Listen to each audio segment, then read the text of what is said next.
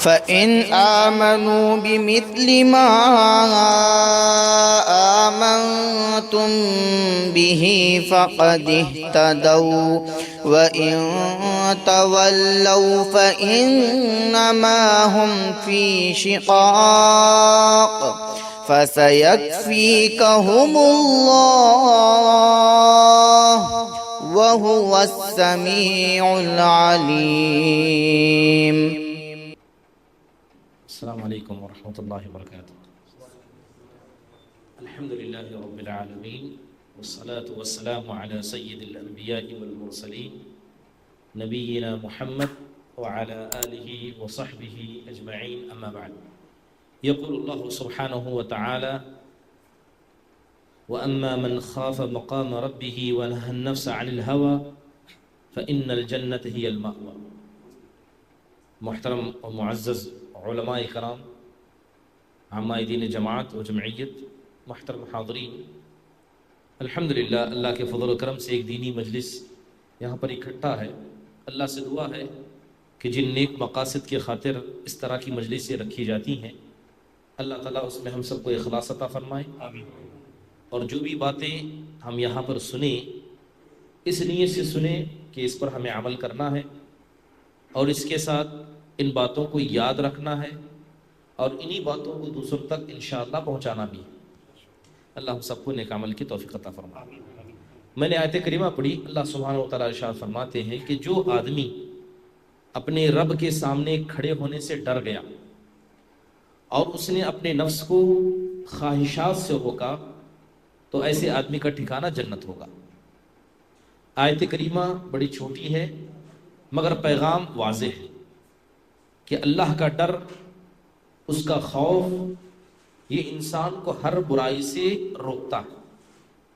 اور دوسرے الفاظ میں کہا جائے تو اللہ کا ڈر اور اس کا خوف انسان کو ہر نیک عمل کرنے پر ابھارتا ہے۔ اس کا نتیجہ کیا ہوگا؟ نتیجہ یہ ہوگا کہ اللہ کے ڈر کی وجہ سے وہ گناہ سے بچے گا، نیک اعمال کرے گا اور اللہ اسے جنت دے گا۔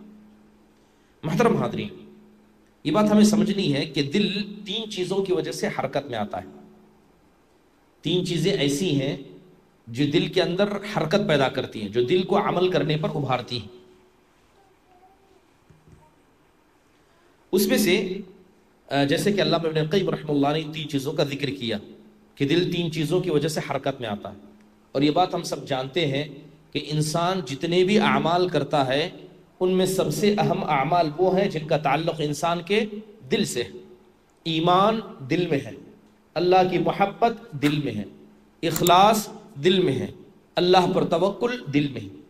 اسی لیے اسلام نے دل کو وہ مقام عطا کیا کہ جس کا دل صحیح ہو گیا اس کے سارے اعمال صحیح ہو گئے، چاہے وہ اعمال انسان زبان سے کرے، ہاتھ پیر سے کرے یا دل ہی سے خود کرے۔ چلیے اگر بات کریں کہ وہ تین چیزیں کون سی ہیں تو سب سے پہلے چیز بتائی جاتی ہے کہ محبت۔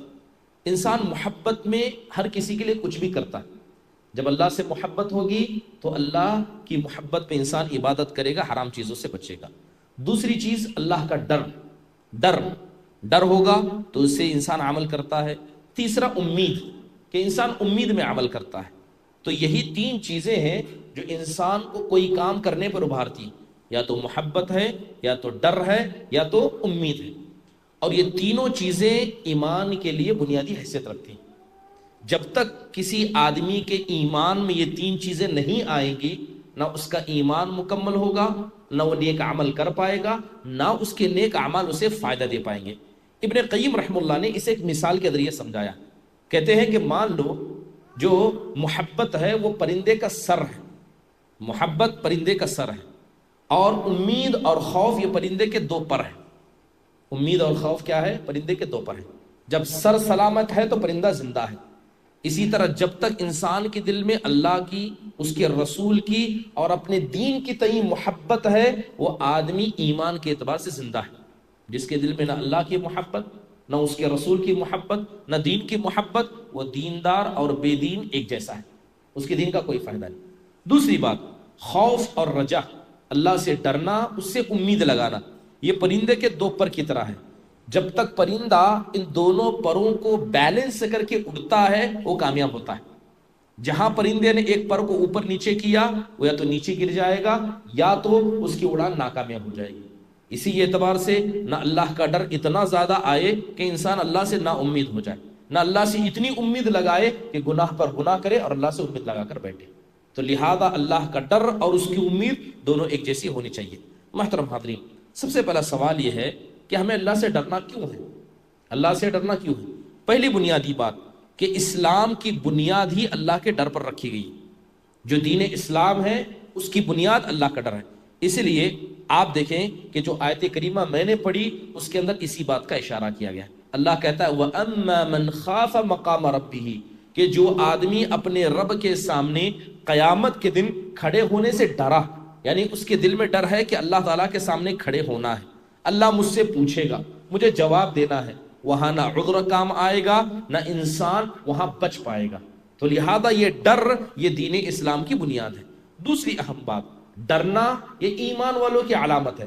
جو آدمی اللہ سے ڈرتا ہے وہ ایمان والا ہے، جو اللہ سے نہیں ڈرتا ہے وہ آدمی ایمان والا نہیں ہے. اگر آپ سے پوچھا جائے کہ یہ بتائیے کہ جو اتنی بڑی کائنات ہے جس میں زمین بھی ہے اور آسمان بھی، سب سے بہترین اللہ کے بندے کون ہیں؟ سب سے بہترین اللہ کے بندے کون ہیں؟ سب سے بہترین اللہ کے بندے یہ اللہ کے فرشتے ہیں. ان سے بہتر بندہ کوئی نہیں. ٹھیک ہے، اسی لیے امام ابن تیمیہ نے کہا کہ مومنوں میں سب سے سر فہرست مومن اللہ کے فرشتے ہیں، اس کے بعد انسان آتے ہیں. کیونکہ انسانوں کی خاصیت الگ ہے، فرشتوں کی خاصیت الگ ہے. اللہ تعالیٰ نے فرشتوں کو ایسے پیدا کیا کہ ایسی پیدائش کسی اور مخلوق کی نہیں. نہ وہ گناہ کر سکتے ہیں، نہ وہ گناہ کرنے کی خواہش رکھتے ہیں، نہ وہ اللہ کی نافرمانی کرتے ہیں. ٹھیک ہے، یہ فرشتوں کی ہے. لیکن جب نتیجے کی بات کی جائے تو نتیجے میں انسان فرشتوں سے افضل ہے، کیونکہ انسان کو جنت ملے گی، فرشتوں کے لیے جنت و جہنم کو کوئی فیصلہ نہیں. بہرحال آپ دیکھیے اللہ تعالیٰ فرشتوں کے بارے میں کہتا ہے یخافون ربہم من فوقہم، کہ یہ اللہ کے فرشتے جو رب ان کے اوپر ہے، جو رب ان کے اوپر ہے اس سے یہ ڈرتے ہیں. وَيَفْعَلُونَ مَا يُؤْمَرُونَ، اور اللہ جس کام کا انہیں حکم دیتا ہے اسے کرتے ہیں. اب سوال یہ ہے کہ فرشتے ہیں کہاں؟ یہ اللہ کے پاس ہے، آسمانوں میں. فرشتوں کا گھر کہاں ہے؟ آسمان ہے. وہ اللہ سے قریب ہے، اس کے بعد بھی وہ اللہ تبارک و تعالیٰ سے ڈرتے ہیں. تیسری اہم بات کہ آدمی اللہ سے اتنا ہی ڈرے گا جتنا وہ اللہ کو جانتا ہے. جو آدمی اللہ کو نہیں جانتا اس کے دل میں اللہ کا ڈر کہاں سے آئے گا؟ محترم حاضرین، اسی لیے آپ دیکھیں کہ علماء اکرام کے بارے میں اللہ کہتا ہے انما یخشی اللہ من عبادہ العلماء، کہ اللہ تعالیٰ سے سب سے زیادہ کون ڈرتے ہیں؟ وہ ڈرتے ہیں جن کے دل میں اللہ تعالیٰ کا علم ہوتا ہے، اللہ کو جانتے ہیں، اللہ کی صلاحیتوں کو پہچانتے ہیں، اللہ کی قدرت کو جانتے ہیں. تو لہذا جتنا انسان کے پاس اللہ کی معرفت ہوگی اتنا وہ اللہ سبحانہ و تعالیٰ سے ڈرے گا. اہم بات یہ ہے کہ اسلام نے جو تربیت کرنے کا حکم دیا کہ بڑے چھوٹوں کی تربیت کریں، ٹھیک ہے، ماں باپ مل کر اپنے بچوں کی تربیت کریں، یہ تربیت کی بنیاد ہی اللہ کے ڈر پہ ہونی چاہیے. جو ماں باپ اپنے بچوں کے ڈر میں اللہ کا ڈر نہیں ڈالتے، جو ماں باپ اپنے بچوں کے دلوں میں اللہ کا ڈر نہیں ڈالتے ہیں، وہ دنیا کی ہر چیز سے ڈریں گے سوائے اللہ کی.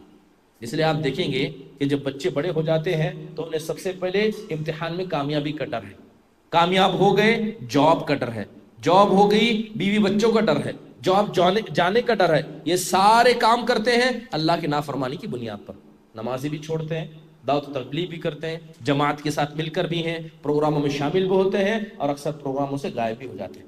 تو بہرحال جس ماں باپ نے اپنی اولاد کی تربیت اللہ کے ڈر کو بنیاد بنا کر نہیں بنائی، وہ پھل آگے جا کر سڑ جائے گا، وہ پھل آگے جا کر نقصان اٹھانے والوں میں سے ہو جائے گا.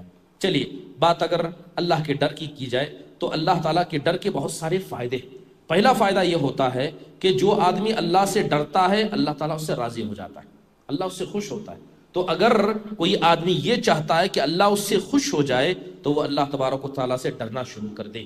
قرآن میں اللہ نے کہا ان الذین آمنوا وعملوا الصالحات اولئک هم خیر البریہ جزاؤہم عند ربہم جنات تجری من تحتہم الانہار خالدین فیہا ابدا رضی اللہ عنہم ورضوا عنہ ذلک لمن خشی ربہ. اللہ کہتا ہے کہ بے شک جو لوگ ایمان لائے، جنہوں نے عمل صالح کیا، یہ اس روئے زمین کے سب سے بہترین مخلوق ہے. ایمان بھی لائے، عمل صالح بھی کیا۔ پھر فرماتے ہیں اللہ ان کو بدلے میں ایسی جنتیں دے گا جس کے نیچے سے نہریں بہتی ہیں اور وہ ہمیشہ اس میں رہیں گے۔ اللہ ان سے راضی ہوا، یہ اس سے راضی ہوئے، یہ سب اس لیے ہوا کیونکہ یہ لوگ اللہ سے ڈرتے ہیں۔ تو اللہ کا ڈر ایک آدمی کو ایمان والا بناتا ہے، اللہ کا ڈر انسان کو عمل صالح کرنے پر ابھارتا ہے، اللہ کا ڈر انسان کو ایسی جنتوں میں پہنچاتا ہے جس کے نیچے سے نہریں بہتی ہیں۔ اللہ کا ڈر یہ اللہ کی رضامندی اور بندے کی خود اللہ سے راضی ہونے کی علامت ہے۔ محترم حاضرین، بات اگر کامیابی کی جائے، سب سے کامیاب انسان اللہ سے ڈرنے والا ہے۔ الحمدللہ ہمارے پاس قرآن موجود ہیں جنہیں ہم دیکھ کر پڑھتے ہیں۔ قرآن میں تو اللہ کہتا ہے کہ اللہ کے بندے وہ ہوتے ہیں کہ جب قرآن کی آیتیں ان پر تلاوت کی جاتی ہیں تو ان کے رونگٹے کھڑے ہو جاتے ہیں۔ سوال ہے کہ سچ میں ہمارے ساتھ ایسا ہوتا ہے؟ جب قرآن پڑھا جاتا ہے کیا سچ میں ہمارے رونگٹے کھڑے ہوتے ہیں؟ یاد رکھیے، جس کے دل میں اللہ کا ڈر ہوگا وہ اتنا ہی قرآن سے فائدہ اٹھائے گا، اور جو آدمی اللہ سے نہیں ڈرے گا نہ قرآن اسے فائدہ دے گا، نہ ہی زلزلے اسے فائدہ دیں گے، نہ موت کا خوف اسے فائدہ دے گا۔ اس لیے آپ اگر دیکھیں قرآن میں سورہ بقرہ یہ قرآن کی بڑی صورتوں میں سے ہے۔ اللہ تعالیٰ کیا کہتا ہے؟ الف لام میم ذالک الکتاب لا ریب فیہ ھدی للمتقین، کہ یہ ایسی کتاب ہے جس میں کوئی شک نہیں اور یہ متقیوں کے لیے ہدایت ہے۔ متقی کون ہے؟ اللہ سے ڈرنے والے۔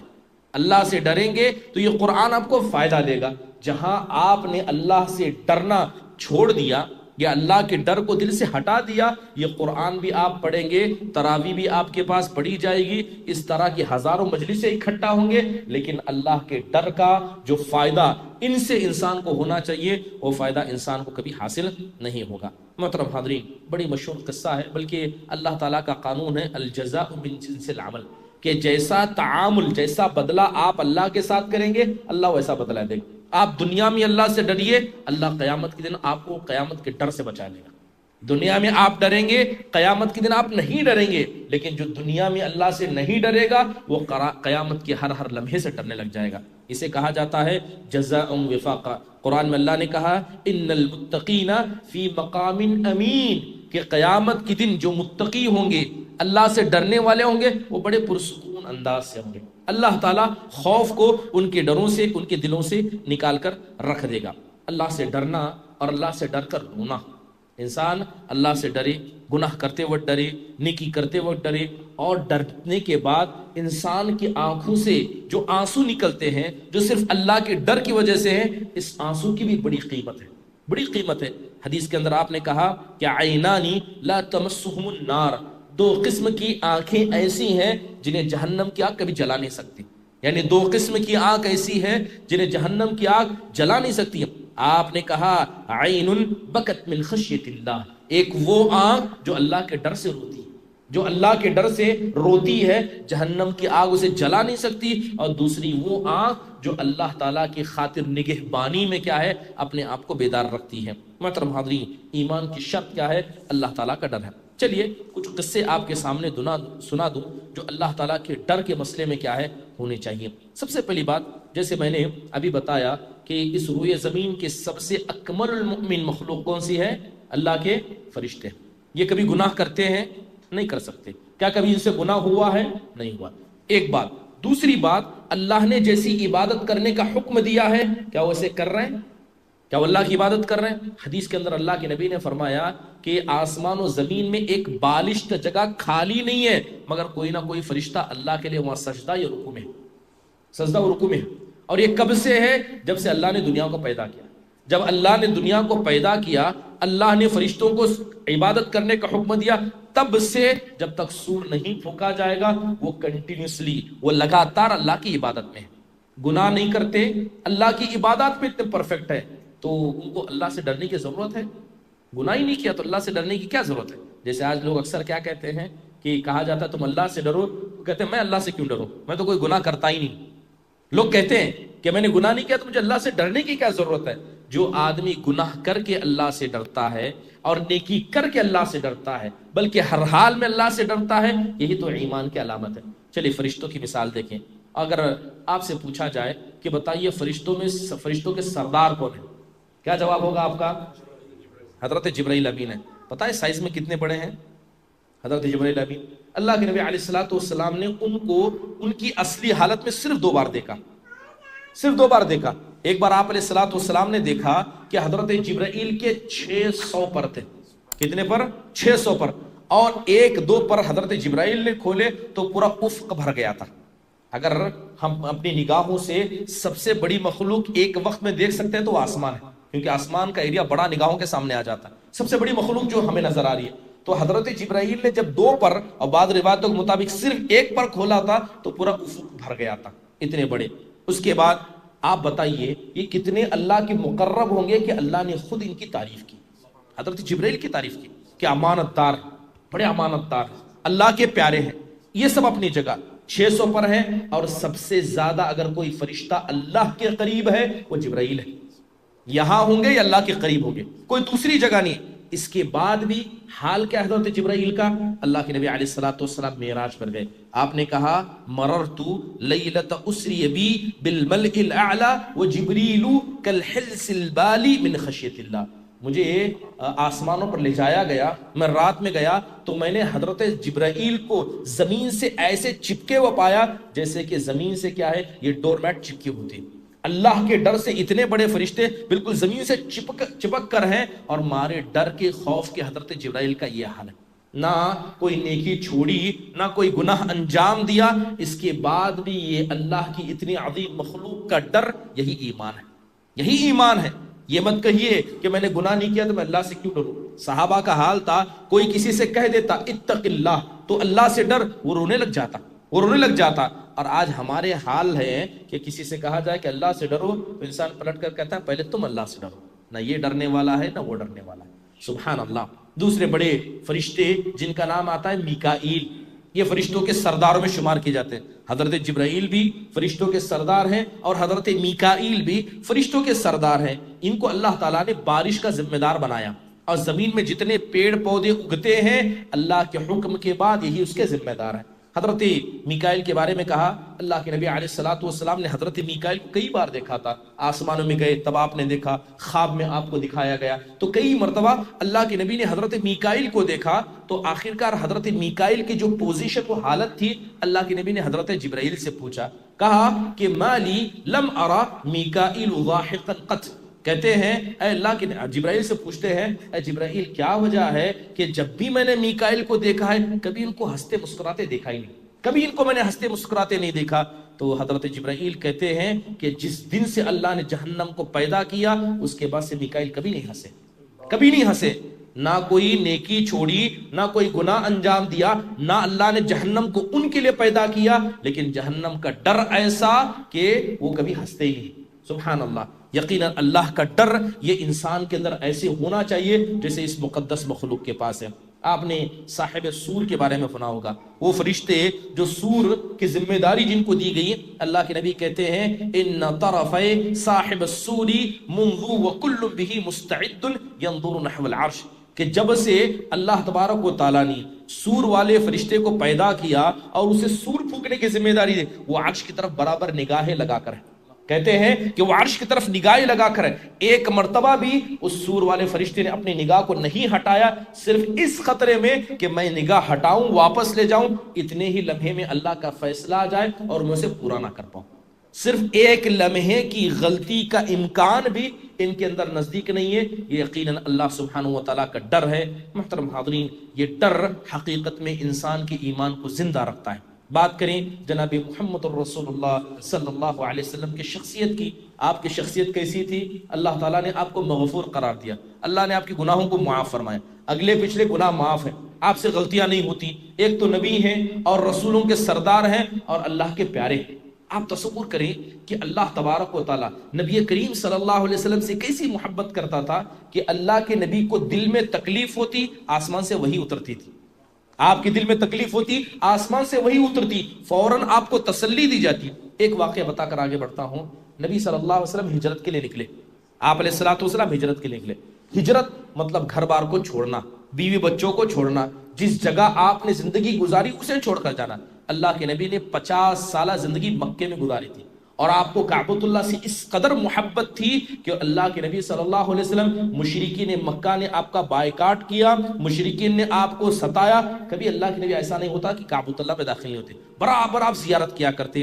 حدیث کے اندر آتا ہے کہ جب مشرکین مکہ نے آپ کو مجبور کیا، کس بات کے لیے مجبور کیا؟ یہاں تک کہ آپ کے قتل کا ارادہ کیا، تو آپ علیہ الصلوۃ والسلام ہجرت کی نیت سے نکلے۔ رات میں آپ ہیں، حضرت ابو بکر ہیں، مکہ کی وادیوں کو پار کر کے نکل رہے ہیں، تو اللہ کے نبی نے آخری مرتبہ نگاہ ہٹا کر کعبۃ اللہ کو دیکھا اور آپ رونے لگ گئے۔ نبی صلی اللہ علیہ وسلم نے کعبہ کو دیکھا، آپ رونے لگ گئے۔ 50 سالہ انسانی فطرت ہے کہ انسان جس گھر میں رہتا ہے انسان کو اس سے محبت ہو جاتی ہے، اور یہ بات اپنے بزرگوں کے اندر دیکھیے، وہ اپنے گھروں سے بڑی محبت کرتے تھے۔ جس کے دل صاف ہوتے ہیں اسے اپنے جانور، اپنے در و دیوار، یہاں تک کہ اپنے پہنے ہوئے کپڑے سے بھی انسیت ہوتی ہے۔ یہ دل کی پاکی کی علامت ہے۔ اللہ کے نبی نے 50 سالہ زندگی گزاری، آپ کعبۃ اللہ کو دیکھ رہے ہیں اور آپ کو پتا ہے کہ اب اس جگہ کو چھوڑ کر میں جا رہا ہوں، ہو سکتا ہے مجھے دوبارہ یہ نظر بھی نہ آئے۔ آپ صلی اللہ علیہ وسلم رونے لگ گئے۔ حضرت ابو بکر آپ کو تسلی دیتے ہیں، اللہ نے فوراً آیت اتاری۔ اللہ تعالیٰ نے کہا ان الذی فرض علیک القرآن لرادک الی معاد۔ اے نبی صلی اللہ علیہ وسلم آپ روئیں نہ، جس ذات نے حق کے ساتھ آپ پر قرآن اتارا ہے وہ ذات وعدہ کرتی ہے کہ اس جگہ آپ کو دوبارہ لائے گی، اللہ آپ کو لائے گا۔ بتانے کا مقصد یہ ہے کہ نبی کریم صلی اللہ علیہ وسلم کو کیسی تسلی اللہ سبحانہ و تعالیٰ دے دیتے ہیں۔ محترم حاضرین، یہ ساری باتیں اپنی جگہ، آپ اللہ کے پیارے ہیں، آپ اللہ کے محبوب ہیں۔ آپ علیہ الصلوۃ والسلام ہاتھ اٹھا کر بدر کے دن رو رہے ہیں۔ بدر کی لڑائی مسلمانوں کی پہلی لڑائی، 1000 لڑنے والے ہٹے کٹے تیار ہیں، اور ادھر 319 نہ لڑنے کا ارادہ ہے، نہ ہتھیار ہے، نہ بھی پورا فیصلہ ہو چکا ہے۔ آپ نے مشورہ کیا، فیصلہ ہو گیا، لڑنے کی تیاری ہو گئی۔ اب اللہ کے نبی علیہ الصلوۃ والسلام اصل مشن میں اترے، آپ اللہ سے دعا کرنے لگے۔ آپ علیہ الصلوۃ والسلام نے ہاتھ اٹھائے، آپ نے اتنے اونچے ہاتھ اٹھائے کہ آپ صلی اللہ علیہ وسلم کی بغل کی سفیدی دیکھی گئی۔ اس قدر آپ رو رہے تھے، اللہ سے التجا کر رہے تھے، حضرت ابو بکر کو آپ پر رحم آ گیا، کہنے لگے اے اللہ کے نبی بس کیجیے، آپ بس کیجئے، کتنا اللہ سے دعا کریں گے، کتنی اللہ سے التجا کریں گے۔ آپ نے دعا بند کی، آیت آسمان سے اتری کہ آپ گھبرائیں نہ، ہم آسمان سے فرشتے آپ کے ساتھ لڑنے کے لیے بھیج رہے ہیں۔ سبحان اللہ، یہ نبی کریم صلی اللہ علیہ وسلم کا مقام و مرتبہ اللہ کے نزدیک تھا۔ اس کے بعد بھی کیا اللہ کے نبی اللہ سے نہیں ڈرتے تھے؟ حدیث کے اندر آتا ہے، حضرت عبداللہ بن شخیر رحمۃ اللہ علیہ کہتے ہیں، رضی اللہ عنہ کہتے ہیں، اتیت النبی صلی اللہ علیہ وسلم وهو یصلی وفی جوفہ عزیر کعزیر الرحل۔ کہتے ہیں کہ میں رات میں آیا اور اللہ کے نبی صلی اللہ علیہ وسلم کو مسجد میں نے قیام اللیل کرتے دیکھا، میں نے مسجد میں آپ کو تہجد پڑھتے دیکھا۔ آپ کے اندر سے، یعنی آپ نماز پڑھ رہے تھے تو آپ کے پیٹ سے ایسے رونے کے بعد گڑ گڑانے کی آواز آ رہی تھی، جس طرح کہ ہانڈی میں اگر آدھا پانی رکھا جائے اور ہانڈی خوب ابلنے لگے تو جس طرح ہانڈی کے اندر آواز آتی ہے، ویسی آواز اللہ کے نبی صلی اللہ علیہ وسلم کے سینے سے نکل رہی تھی۔ آپ اس قدر کیا گڑ گڑا کر اللہ کے سامنے رو رہے تھے۔ محترم حاضرین، نبی کریم صلی اللہ علیہ وسلم کا ڈر اللہ کے عذاب کے مسئلے میں ایسے ہی تھا۔ اللہ تعالیٰ کے عذاب سے آپ ڈرتے تھے، حالانکہ آپ نبی ہیں، آپ کی امت کو اللہ نے بتا دیا کہ اللہ اپنے عذاب میں کیا ہے، جب تک آپ ہیں ہلاک نہیں کرے گا، لیکن پھر بھی اللہ کے نبی صلی اللہ علیہ وسلم ڈرا کرتے تھے۔ بڑی مشہور حدیث ہے، جمعہ کا دن تھا، ایک آدمی آنے والا آتا ہے اور کہتا ہے کہ ہمارے جو جانور ہیں مر رہے ہیں، ہماری کھیتیاں سوکھ رہی ہیں، اے اللہ کے نبی آپ بارش کے لیے دعا کیجئے۔ تو آپ نے جمعہ کے اندر دعا کر دی۔ جب عصر کا وقت ہوا تو بہت سارے صحابہ کو آپ نے خوشی مناتے دیکھا۔ آواز سن کر گھر سے آپ باہر نکلے تو آپ علیہ الصلوۃ والسلام نے صحابہ کو دیکھا کہ صحابہ میں کوئی اللہ اکبر کر رہا ہے، کوئی اللہ کے تسبیح بیان کر رہا ہے۔ تو آپ نے وجہ پوچھی تو صحابہ نے آسمان کی طرف اشارہ کیا، اور آسمان کی طرف اشارہ اس بات کا تھا کہ آپ نے دعا کی ہے اور یہ گھنے بادل ہمارے طرف آ رہے ہیں۔ اللہ کے نبی صلی اللہ علیہ وسلم کا چہرہ بدل گیا، اللہ کے نبی صلی اللہ علیہ وسلم کا چہرہ بدل گیا۔ یا تو آپ غصہ ہوتے یا تو آپ گھبراتے، تب آپ کا چہرہ لال ہوتا، کیونکہ جو آپ کے دل میں ہوتا وہ آپ کے چہرے پر نظر آتا۔ خوش ہوتے تو چہرے پر نظر آتا، ڈرتے تو چہرے پر نظر آتا، اور کسی سے گھبرا جاتے چہرے پر نظر آتا۔ اللہ کے نبی گھبرا گئے، چہرہ لال ہو گیا۔ اللہ کے نبی صلی اللہ علیہ وسلم گھر میں داخل ہوئے، حضرت عائشہ نے آپ کی حالت کو دیکھا تو کہا اللہ کے نبی کیا ہوا ہے، کیوں آپ گھبرا گئے، کیوں پریشان ہیں؟ تب اللہ کے نبی نے بتایا کہ صحابہ نے ایسا ایسا بتایا ہے۔ تو حضرت عائشہ بھی کہنے لگی یہ تو اللہ کی رحمت کے بادل ہیں، اس سے گھبرانے کی کیا ضرورت ہے؟ تب اللہ کے نبی نے کہا کیا تمہیں اس بات کا یقین ہے کہ اس کے اندر اللہ نے عذاب نہیں رکھا ہے؟ یہی ایسے بادل تھے جن بادلوں کو اللہ نے عاد و سمود پر بھیجا تو ان کے نشان بھی دنیا سے ختم ہو گئے. اللہ نے ان کو ایسے ہلاک و برباد کیا کہ میں اتنا مامون ہوں کہ ان بادلوں سے نہ ڈروں. یقیناً جناب محمد الرسول اللہ صلی اللہ علیہ وسلم کا یہ اللہ سے ڈرنا، یہ آپ کی تقوی، یہ آپ کی پرہیزگاری اور آپ کی کامل مومن ہونے کی زندہ علامت تھی. یہ تو بات دنیا کی. قیامت کے دن کیا ہوگا ہم سب جانتے ہیں. آج لوگ کہتے ہیں ہم اس کا وسیلہ اس کا وسیلہ لے کر قیامت کے دن بچ جائیں گے، اور بہت سارے لوگ سمجھتے ہیں کہ ہم اپنے اعمال کا وسیلہ لے کر بچ جائیں گے. یہ تو بتائیے کہ اس دنیا میں سب سے پرفیکٹ عمل کس کا ہے کہ جس کے عمل کو اللہ نے قبول کر لیا اور اللہ گواہ بھی ہے؟ وہ کون ہے؟ انبیاء. انبیاء، ہر نبی نے اپنی ذمہ داری کو نبھا دیا اور اللہ نے اس کو قبول کر لیا. اب دیکھیے ان انبیاء کا حال قیامت کے دن کیا ہوگا. حدیث الشفاعہ، شفاعت والی حدیث آپ نے سنی ہوگی. قیامت کا ایک دن ہے اور ایک دن کتنا لمبا ہوگا؟ 50,000 سال کے برابر، اور آدھا دن 25,000 سال. ٹھیک ہے، 25,000 سال یہ میدان محشر میں رہیں گے، اور فیصلہ ہونے کے بعد پل صراط سے جنت میں داخل ہونے تک 25,000 سال کا وقت ہوگا. بہرحال جب اللہ کے نبی علیہ الصلوۃ والسلام اور ساری انسانیت میدان محشر میں ہوگی اور اللہ تبارک و تعالیٰ کیا ہے، اللہ کے عرش کو لایا جائے گا، اللہ سبحانہ و تعالیٰ کے فرشتے آسمان سے اتریں گے، اللہ تبارک و تعالیٰ آئے گا. جب سارا معاملہ ہو جائے گا تو میدان محشر کے اندر سب گھر آئے ہوں گے، نبیوں کے پاس جائیں گے. سب سے پہلے حضرت آدم کے پاس جائیں گے اور کہیں گے کہ آپ اللہ سے دعا کیجیے، آپ اللہ سے سفارش کیجیے کہ جو حساب و کتاب ہے اللہ اس کو جلدی کرے. تو حضرت آدم ڈر جائیں گے. کس بات کے لیے ڈریں گے؟ ایک ایسے گناہ کے لیے ڈریں گے جس گناہ کو انہوں نے دنیا میں کیا تھا، اللہ سے توبہ کی، اللہ نے معاف کیا، پھر بھی ڈریں گے کہیں اللہ اس گناہ کے مسئلے میں ہی مجھے نہ پکڑ لے. ایک گناہ سے ڈریں گے، ایک گناہ حضرت آدم سے ہوا تھا، اور قیامت کے دن بھی اس سے ڈریں گے. شاعر کہتا ہے تصل الذنوب الى الذنوب وترتجی ترک الجنان به وفوز العابد انسیت ان اللہ اخرج آدم بذنب واحد. اے انسان تو کتنا بھولا ہے، کتنا غافل ہے کہ تو دن بدن گناہ کرتا ہے، اور گناہ کر کے کیا سمجھتا ہے کہ اللہ تجھے جنت میں بلند مقام عطا کرے گا. کیا تو بھول گیا کہ اللہ نے تیرے باپ آدم کو صرف ایک گناہ کی وجہ سے جنت سے نیچے اتارا تھا، جنت سے ایک گناہ کی وجہ سے نیچے اتارا، اور تو نیچے ہزاروں گناہ کر کے جنت میں جانے کے سپنے دیکھتا ہے. اے ابن آدم تو کتنا دھوکے میں ہے، اے ابن آدم تو کتنا معصوم ہے. یقین جانیے حضرت آدم ڈر جائیں گے. حضرت آدم کہیں گے کہ اللہ تعالیٰ آج جتنا غصہ ہے اس سے پہلے میں نے اللہ کو کبھی اتنا غصہ ہوتے نہیں دیکھا. حضرت ابراہیم پہلے حضرت آدم علیہ السلام انکار کریں گے، حضرت نوح انکار کریں گے، حضرت ابراہیم، حضرت موسیٰ، حضرت عیسیٰ، یہاں تک کہ جناب محمد رسول اللہ صلی اللہ علیہ وسلم کے پاس معاملہ آئے گا تو اللہ آپ کو اجازت دے گا، تب جا کر اللہ کے نبی صلی اللہ علیہ وسلم سفارش کریں گے. محترم حاضرین، یہی وجہ تھی کہ جو ڈر صحابہ نے اللہ کے نبی کے اندر دیکھا تھا وہ ڈر صحابہ کے اندر بھی تھا.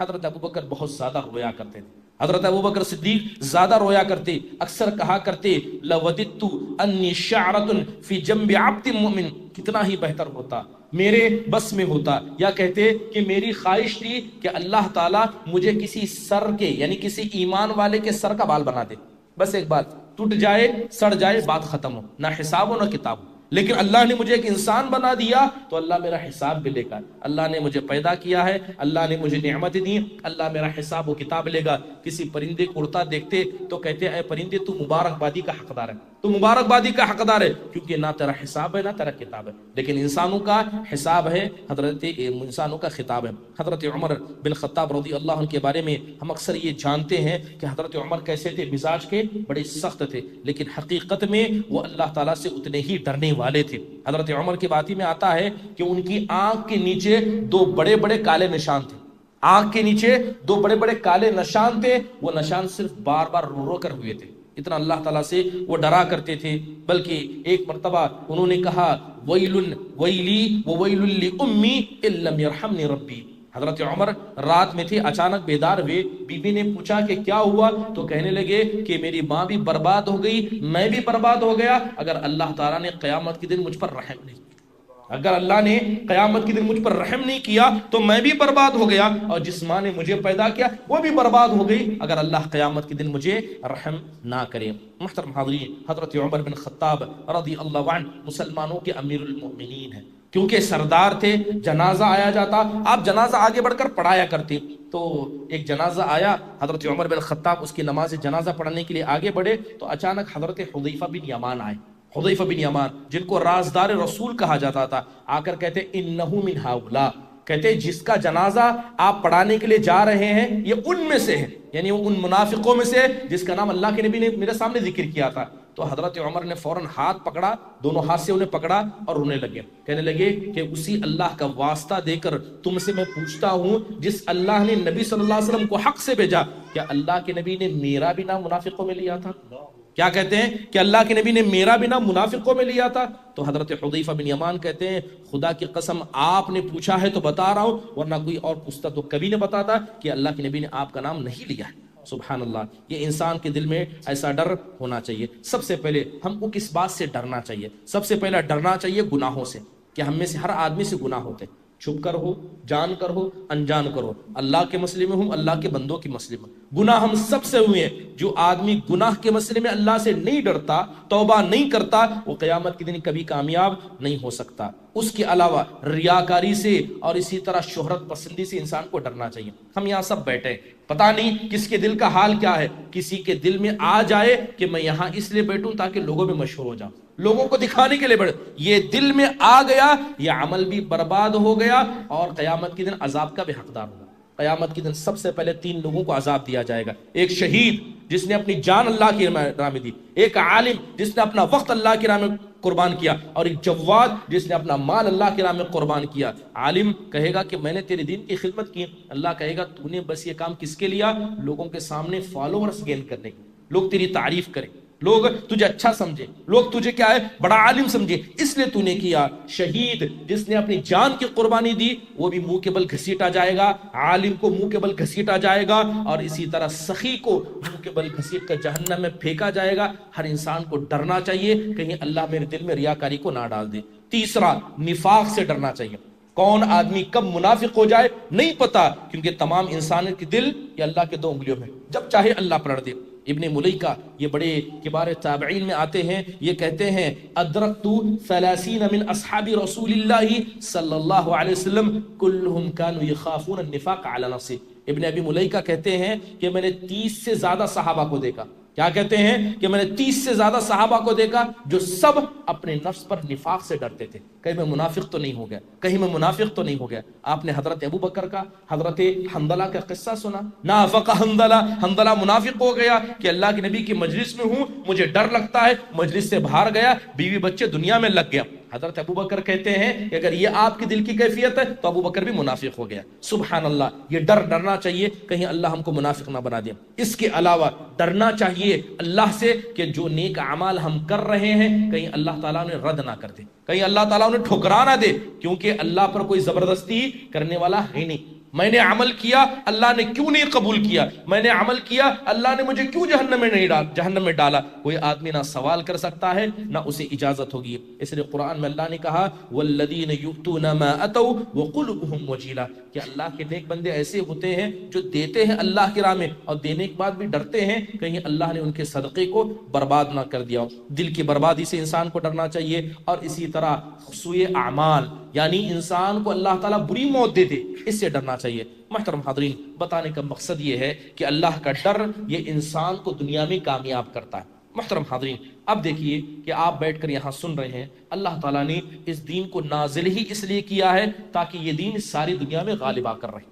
اللہ نے اس دین کو کیوں اتارا؟ مقصد یہ ہے کہ یہ دین سارے دنیا کے لوگوں پر غالب آ جائے. کب غالب آئے گا؟ جب لوگوں تک دعوت پہنچے گی. اب دعوت کی ذمہ داری کس کی ہے؟ کیا علماء کی ہے؟ کیا جماعت کے ذمہ داروں کی ہے؟ یا دنیا کے ہر آدمی کی ہے؟ ایک حدیث بتاتا ہوں آپ کو. صحابہ کا تصور دعوت کے مسئلے میں کیسا تھا اور ہمارا تصور کیسا ہے. ایک صحابی رسول آئے، اللہ کے نبی علیہ الصلوۃ والسلام مسجد میں تھے، وہ اپنی اونٹنی لے کر سیدھا مسجد کے اندر آ گئے. قوم کے سردار تھے، اونٹنی لے کر اندر آ گئے. سارے لوگ دیکھنے لگے کہ مسجد کے اندر کون اونٹنی لے کر آ گیا. مسجد کے کونے میں بٹھائی، آئے، آ کر کہنے لگے کہ آپ میں محمد ابن عبداللہ کون ہے؟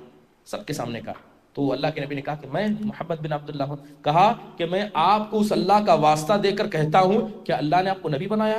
کہا کہ ہاں اللہ نے مجھے نبی بنایا. پھر کہا اس اللہ کا واسطہ دے کر پوچھتا ہوں کیا اس اللہ نے 5 نمازوں کا حکم دیا؟ کہا کہ ہاں دیا. زکوٰۃ کا حکم دیا؟ کہا کہ ہاں حکم دیا. کہ صدقہ خیرات کا حکم دیا؟ کہا حکم دیا.